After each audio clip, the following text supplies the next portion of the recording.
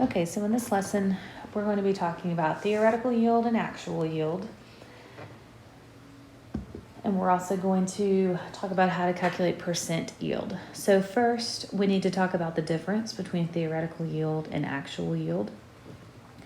Theoretical yield is the product that's predicted based on your starting amount of product.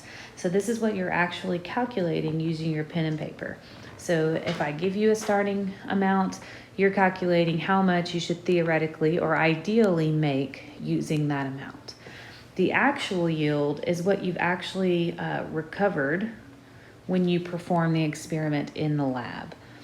Okay, so sometimes this actual yield can differ from the theoretical yield due to things that just occur in the lab. For example, you could lose some of your product if you were transferring between containers. There could be some type of spill. It could be that the reaction does not go all the way to completion. Maybe you had a spill and spilled some reactants. Maybe a temperature wasn't, sometimes reactions perform better at certain temperatures. Maybe that temperature wasn't reached. So there's several different things that could cause a difference between theoretical and actual yield. So what we're going to do is calculate our theoretical yield first.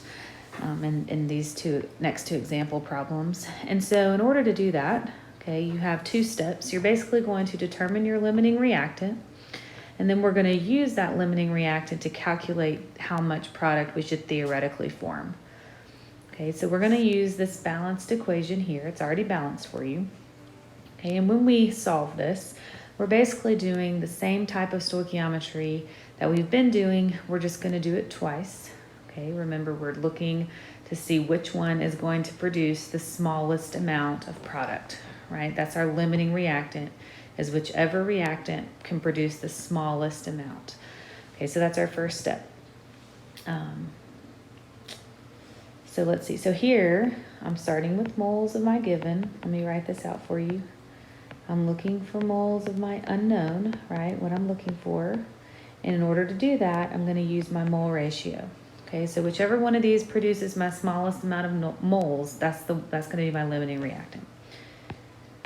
So I'm starting with 5 moles of carbon monoxide, and I'm starting with 7.5 moles of hydrogen.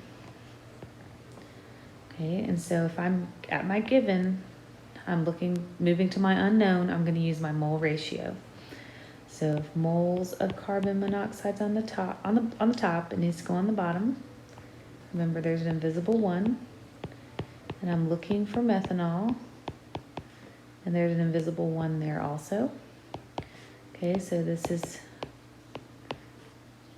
going to make 5 moles of methanol. Here, my moles of hydrogen are going to go on the bottom. And I have a 2, and I still have 1 mole of methanol.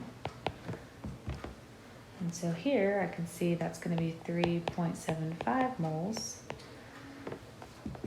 Okay, so now I can see, well, this is my limiting reactant, right? Hydrogen is my limiting reactant. Carbon monoxide is going to be my excess reactant because it created a larger amount. So from this point, now that I found my limiting reactant, I'm going to continue on, and now I can look for my amount in grams. Okay, so remember, once we go from moles to grams, we're going to use our molar mass. Okay, so if I have 3.75 moles of CH3OH, right, I'm just going to use my molar mass, which is 32.05 grams.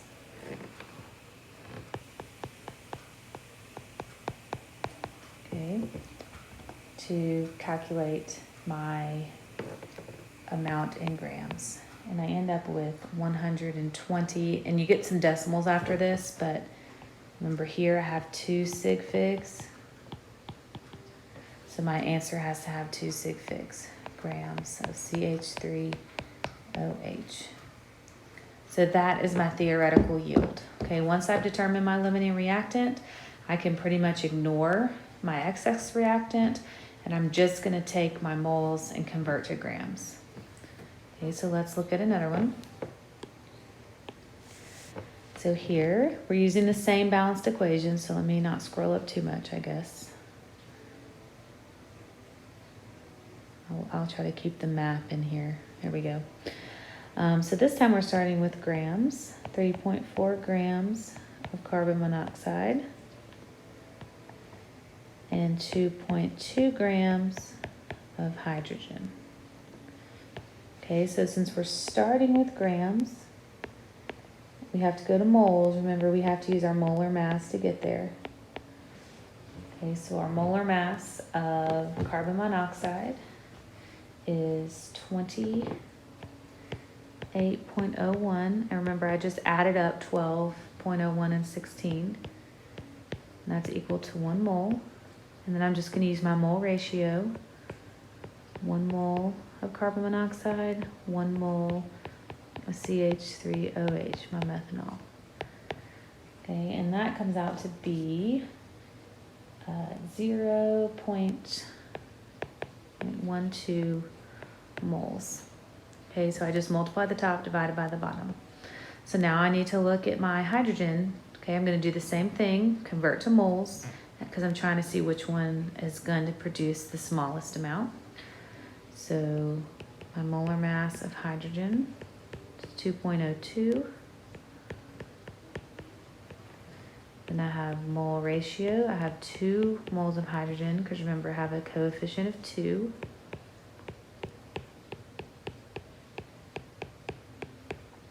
And so here, when I multiply across, divide by the bottom, I end up with 0.54 moles. Okay. And so here, because my carbon monoxide produced the smallest amount, that's my limiting reactant. My hydrogen is going to be my excess reactant. So I'm going to take this moles and convert it to grams. So in 1 mole of methanol, CH3OH, I have 32.05 grams. Remember, I just added up my molar mass. Okay, and I end up with 3.8 grams of methanol. Okay, so again, once I determine my limiting reactant, I'm just going to take that amount and convert to grams. And this is my theoretical yield.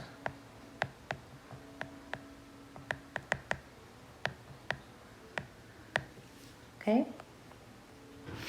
We're going to skip this because we are not pre-AP. Okay, so now we just have percent yield. Okay, so percent yield is just going to be a calculation. We're just going to take the actual amount over the theoretical yield. Okay, so the let's go back and look. Our answer was 120 grams. That was our theoretical yield. Okay. In the lab, it says we actually produced 95 grams. So I'm going to take actual over theoretical. And I'm going to multiply by 100. And I end up with 79.17%. And it's common to always kind of round your percentages to the hundredths. So we don't really follow the sig fig rules when we're doing that, because it's a percentage. It's not a measure. It's not really a measurement. Okay, so that we're not too bad, 79.17%. Okay, so if we do this again, we got 3.8 grams that time. And so my actual over theoretical. So it says actually we produced 3.2 divided by 3.8 multiplied by 100. and we end up with 84.21%, which is a little bit better than the first time. Okay, so that's my percent yield.